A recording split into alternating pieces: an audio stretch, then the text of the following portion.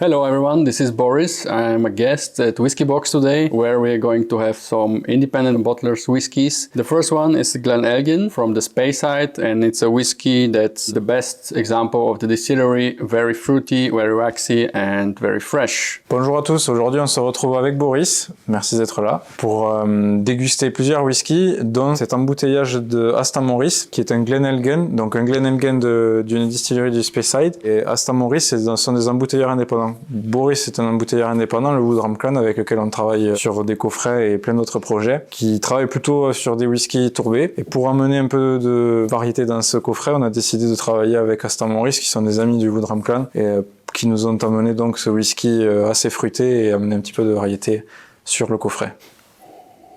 I think Aston Morris did a very good selection of that. It's typical for the distillery that you have the freshness, you have the yellow fruits, you have a little bit of peaches, green apples.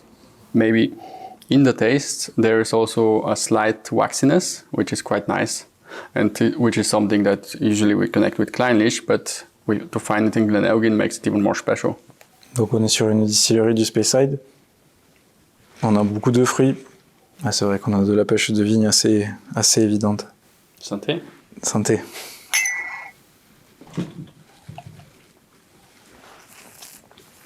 On a de la pêche de vigne assez évident. Je trouve que Boris dit cire, j'en trouve aussi au nez, mais surtout en bouche.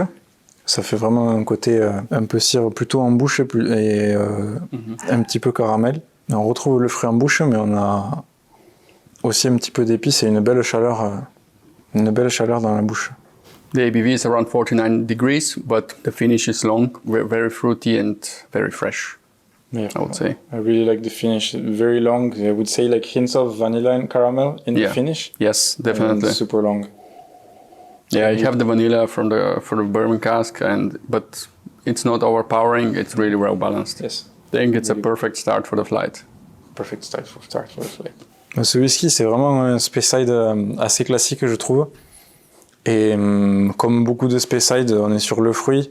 Même, en fait, malgré le vieillissement en fût de Bourbon, on est plutôt sur du fruit, j'oserais presque même me dire un côté vieillissement en fût de sherry, alors que c'est pas du tout le cas. Parce qu'on a du fruit, on a de la pêche, on a de l'onctuosité presque du raisin. C'est un whisky, je pense, qui convient parfaitement à tous les amateurs de whisky un petit peu rond, mais qui ont quand même beaucoup de caractère. Parce qu'on n'a pas du tout de tourbé, pas du tout de fumée, de charbon. On est vraiment sur le côté fruité. La barrique de Bourbon amène un caramel et une vanille, mais qui vient pas couvrir le fruit. Donc c'est vraiment un whisky très intéressant, qui convient vraiment aux amateurs de vieillissement en fût de sherry, je pense, et de Speyside, parce qu'on est vraiment sur le fruit, sur la générosité, et très bien fait, une belle sélection.